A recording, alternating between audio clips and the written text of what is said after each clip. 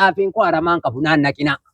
Maalatam Ara naan tolchilo mana shannafe malee xaafiin koo aramaan naqu amma zadee biraa jammartan salaamu alaykum. Isaan duwwaa miti qorichi saalaa isa orjinaala la aramaa akkana foolii isaatiin aramaan gubatte. Wallahi kan kula akka waan qubaan keessatti bunaane waggaa sadii afuri aramaa wayin argamtu achirratti. Maali boo?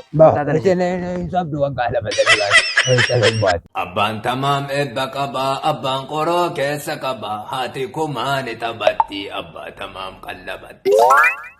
Mana yaane akka deegaa hajji dhaquu rabbi beekaa, abbaa tamaam rabbi teegaa. Sayyidee hambeel karaamaa, yaa sayyidee hambeel karaamaa, sayyidee.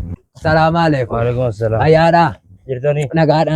Ayyaadha. Ayyaadha. Ilaa isa mucaadhaan duuba abbaa isaan binaa dhaqi jedhee jennaan. Dura oolaan geeddaradhee dhufa jedhee adeeme.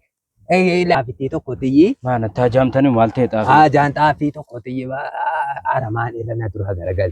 Isa shinii lamatti naannattu jedheen si qoricha shinii lama meeqa galee amma jettan. Akkisa abboo gatiin qaata waddadeera waa wanti inni waddarga waddadee shiniin tokko. Shiniin tokko meeqa jettan?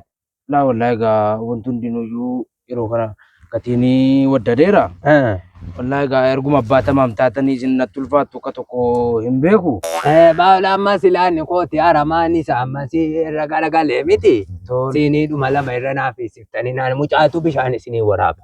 Mucaan bishaan waraanee fida, waraabee fida isinuma siinii lama itti naannattu jedhee. Haa ta'u gaa erguma abbaa. Meeqa jettan gatii? 15 hin gaa. Siinii 15. Siiniin tokko maal saamichamu? Maal saamichamuti wallahi. Siinii gurbaanii zinaa bagaloo siinii tokko birrii 12 naqaa isin maal moo 15 maal akkana jabeessu rabbi. Ezi bishaan duwwaa naqa ka bishaan duwwaa naqu.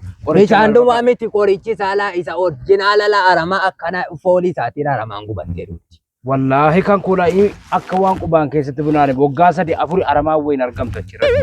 Maali boo?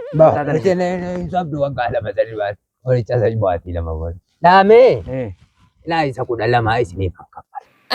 Birrii 12 isiniif kan kaffala. Isa achi immoo saamicha yoo ta'e malee Ina wallahi saamichaa miti.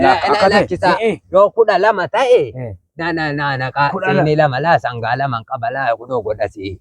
Tabba godhasi jala beektu miti sangaa lama. Siinii lama qilxuu garagadi. Qilxuu gajjallaa. Isii dhagaalaa bishaanis achuma jira. Mucaati isinii fida oomasi rakkisuu miti. 12 rabbi jedhaati itti nana. Rakkisaa dabala wallahi Wallahi gaadii baatinaaf biran naqa. Isa biran naqa.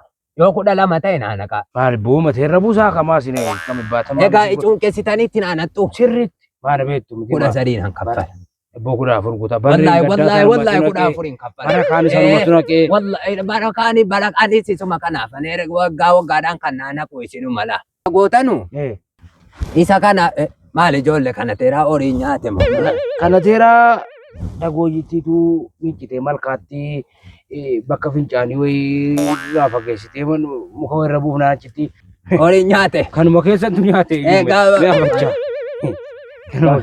Koosii kamtu nyaate. Waan afaan keessa qabaa laa waa biraa jammate. Wallahi horiin kooffatan nyaate. Yoo zadee biraatii isa deemtanu dhiisa. Akkisa akkasiin akka gootanu. Xaafiin koo aramaan qabu naan naqina. Maal attam goota? Naan tolchilo mana shannafe malee xaafiin koo aramaan naqu amma zadee biraa jammartan salaamu alaykum. Sayyidee hambeel karaamaa. Badiru. Sayyidee hambeel karaamaa. Sayyidee hambeel karaamaa. Badiru kottuuti. Mucaasa kan baazinaa binnaa waami kottu qoricha siinii lama kottuuti xaafiitti naannati jadi. Isa naa wayya siluma jaarsinni kun hattuudha. Rabbi umurii isaa hakaatu.